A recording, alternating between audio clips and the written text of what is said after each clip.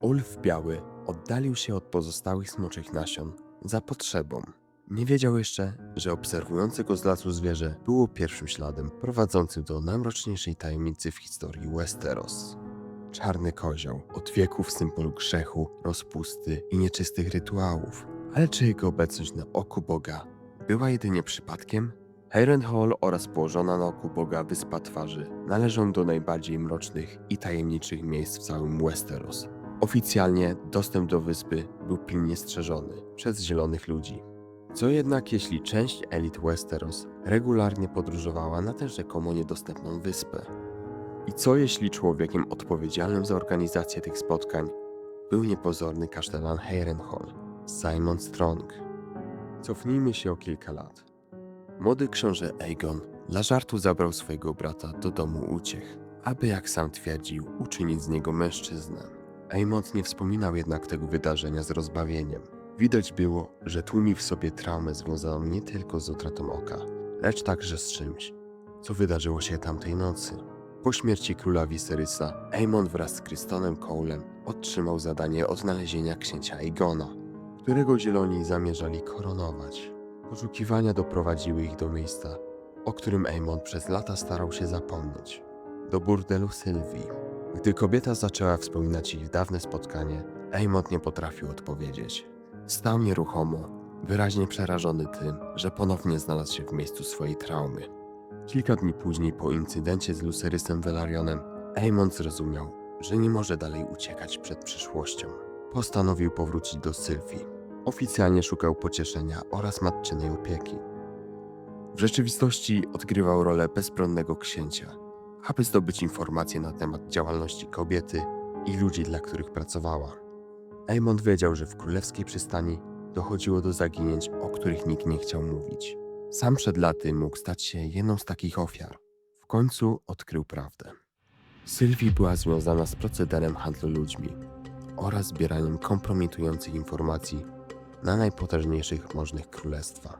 Podczas jednego ze spotkań przez przypadek wyjawiła, że pracuje dla Mysarii, znanej również jako Biały Robak. Mysaria nie była jednak osobą stojącą na szczycie całej organizacji. Ona także miała swojego pracodawcę. Pomimo trwającej wojny, Aemond działał z ukrycia, próbując rozwikłać najmroczniejszą tajemnicę Westeros. Wszystkie ślady prowadziły na północ. Ludzie Mysarii, w tym Sylwii, mieli porywać niewinne osoby z ulic Królewskiej Przystani, a następnie transportować je w stronę Harrenhal. Aemond studiował dawne raporty i księgi podróżnych. Odkrył, że wielu wpływowych ludzi regularnie spotykało się z niepozornym kasztelanem zamku, Simonem Strongiem. To właśnie Simon miał organizować na Wyspie Twarzy mroczne orgie, tajne spotkania elit oraz rytuały poświęcone starym bogom pierwszych ludzi. Wojna była dla niego jedynie przykrywką. Gdy całe królestwo pogrążało się w chaosie, nikt nie zwracał uwagi na ludzi znikających z ulic miast i wiosek. Nikt poza Aemondem i jeszcze jedną osobą. Przez całe lata w Harrenhal mieszkała kobieta, która znała prawdę o Simonie Strongu i jego gościach.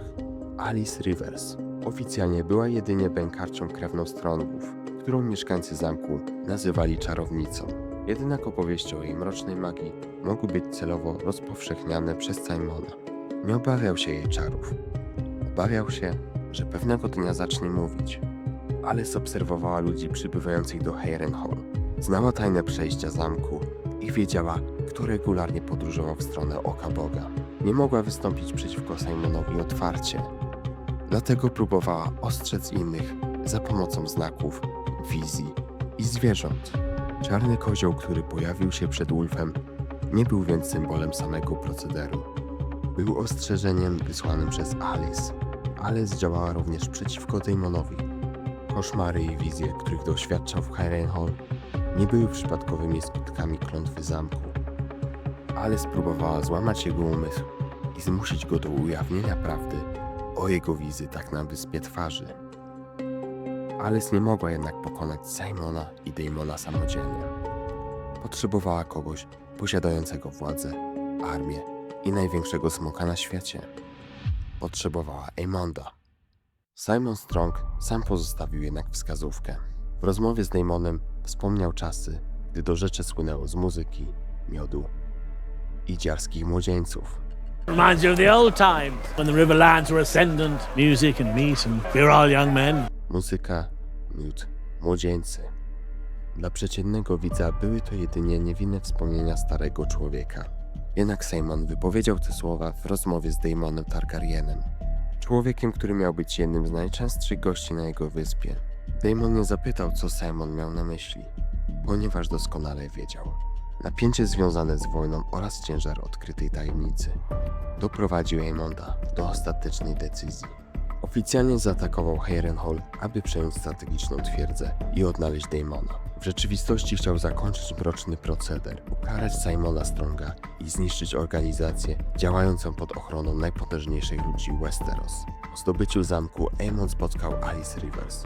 Początkowo podejrzewał ją o udział w działalności Strongów. Alice przedstawiła mu jednak dokumenty, listy gości oraz księgi transportów, które przez lata potajemnie gromadziła. To ona potwierdziła jego najgorsze podejrzenia. Sylwii werbowała ofiary, Mysaria organizowała transport. Simon Strong udostępniał wyspę, a Daemon należał do najważniejszych ludzi objętych ochroną całej siatki. Wspólne śledztwo zbliżyło Aemonda i Alice. Nie połączyło ich zwykłe pożądanie, lecz wspólny cel i pragnienie ukarania ludzi, którzy przez lata pozostawali bezkarni. Historia przedstawiła później Alice jako czarownicę, która uwiodła młodego księcia. Prawda mogła być jednak zupełnie inna.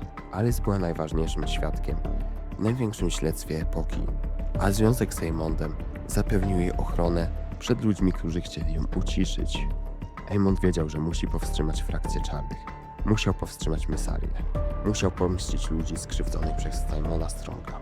A przede wszystkim musiał powstrzymać człowieka, którego nazwisko pojawiało się w każdym raporcie, zeznaniu i dokumencie. Daemona Targaryena. Historia zapamiętała Aemonda jako potwora. Ale co jeśli był jedynym człowiekiem, który próbował ich powstrzymać?